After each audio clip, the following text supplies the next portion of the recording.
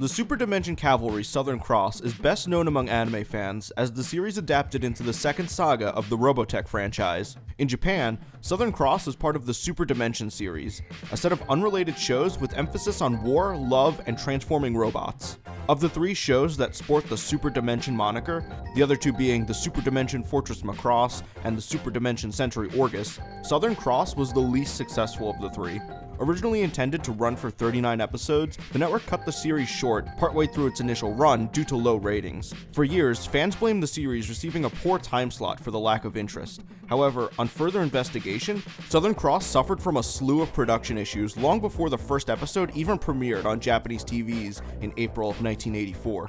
From a hectic production cycle to poor merchandising, and even just being in the wrong place at the wrong time, Southern Cross tackled an onslaught of poor decisions and unfortunate circumstances, all of which would earn the series its eventual infamy. Pre-production began with a concept from controversial artist Aki Uchiyama, known for his pornographic comics focusing on lolicon and diaper fetish material.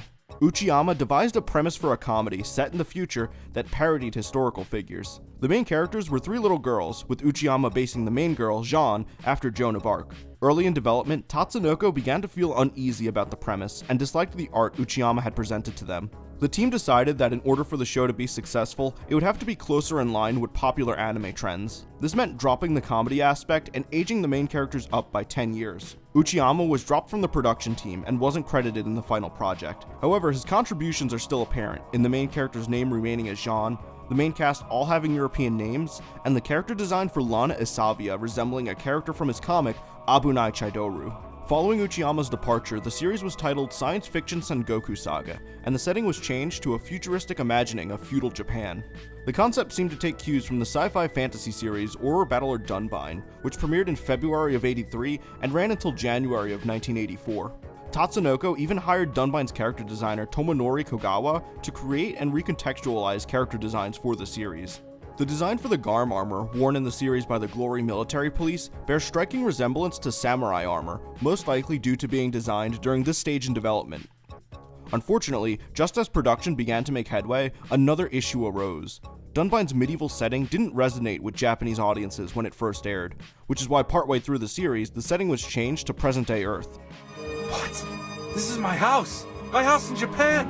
What's going on? I don't know! With that in mind, Tatsunoko's sponsors were reluctant to invest in the Sengoku Saga project, forcing Tatsunoko to change the series from science fantasy to pure science fiction. With the series now taking a science fiction approach, Tatsunoko's sponsor, Big West, allowed them to use their Super Dimension title, renaming the series the Super Dimension Cavalry Regulus.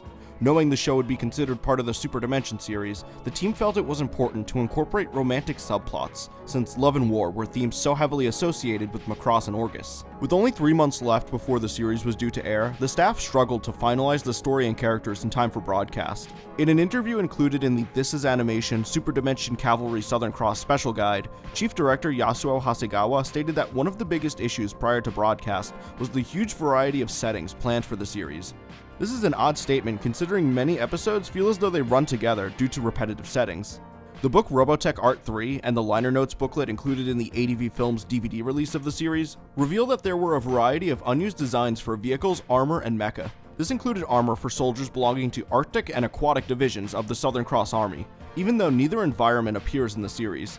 Comparing the opening used for the TV broadcast and the one available on the DVD release, you can actually see that there was an animation cell depicting an army of robots missing from the TV version, and though the unused assets could be a result of the show's premature conclusion, the missing animation cell in the opening and the use of a preliminary title so late in development paint a picture of a hectic production. During pre-production, producer and then Tatsunoko president Kenji Yoshida wanted as much work done in-house as possible. Yoshida hired a group called Ammonite, a subsidiary of Tatsunoko, to design the robots and vehicles for the series. The artists from Ammonite who were assigned to Southern Cross were mostly storyboard artists and key animators, with little to no experience designing intricate transforming robots. As a result, the mecha designs in Southern Cross are among the most underwhelming and impractical of their time. While in transport mode, Jean's Sparta hover tank lacks a canopy, leaving the pilot completely exposed.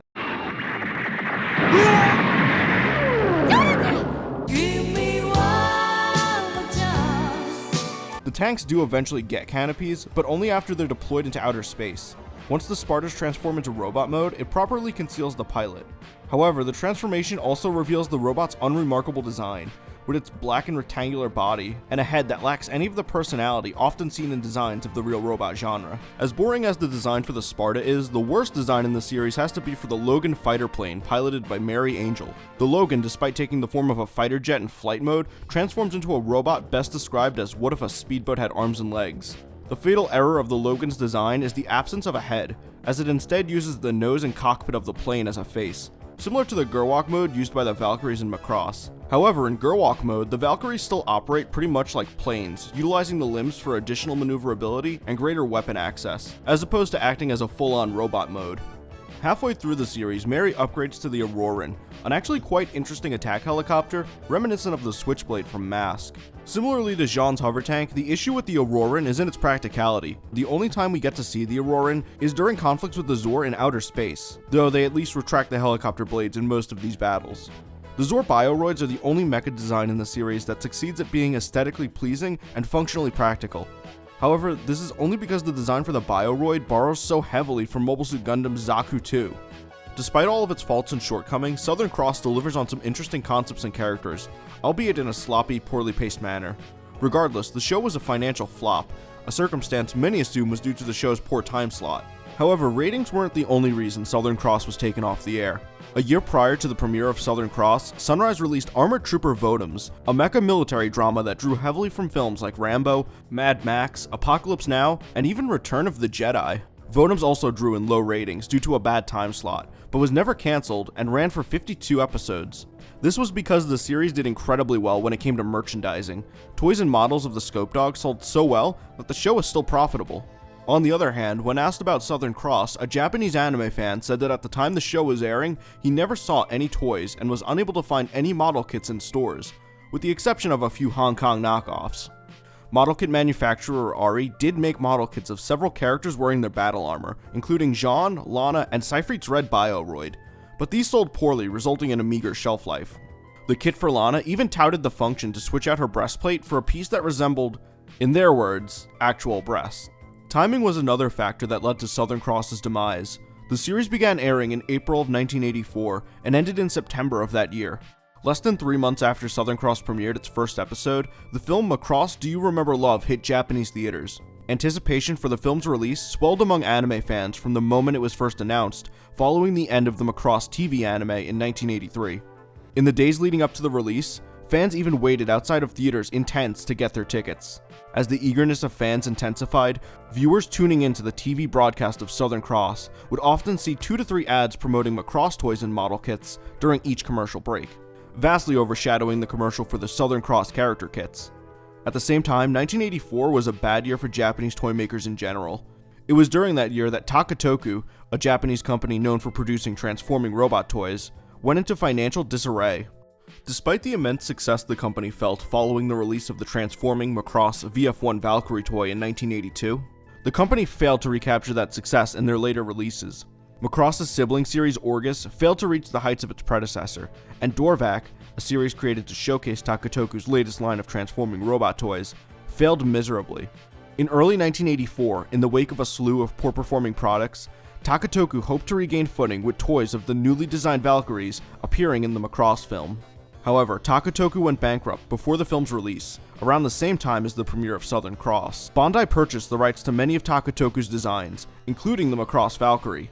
Surprisingly, Bandai actually agreed to sponsor Southern Cross, and announced plans to produce toys of Jean's hover tank and Mary Angel's Auroran attack helicopter. However, these toys never reached shelves, as Bandai became so focused on selling Macross merchandise that there was no need to promote Southern Cross. If it isn't clear how bad the merchandising was by the fact that a mecha anime aired without any toys or model kits of its main mecha, then consider this.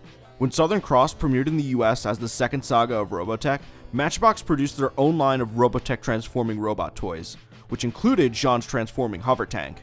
This led Japanese collectors to import the American toys as they were the only ones in existence. Along with plenty of scenes of war room chatter, almost every episode of Southern Cross, for the first half of the series, features a shower or bath scene in which the main character exposes her breast and or butt. With this in mind, it's perplexing that the majority of merchandise produced for the series was actually in children's coloring books, and even a pair of Southern Cross official rain boots, which, by all accounts, only came in children's sizes.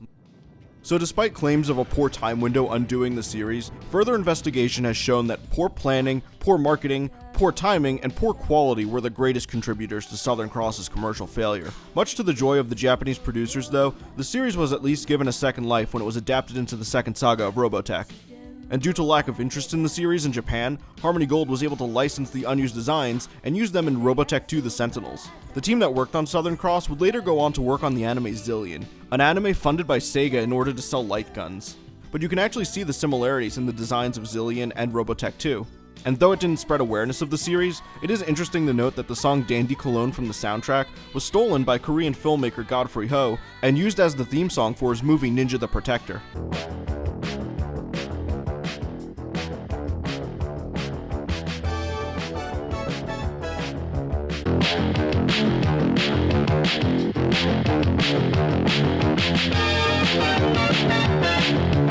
In the end, Southern Cross was an underwhelming series, brought down by a multitude of complications. But it's those very issues and circumstances that made the series fun to talk about over 30 years after it was cancelled.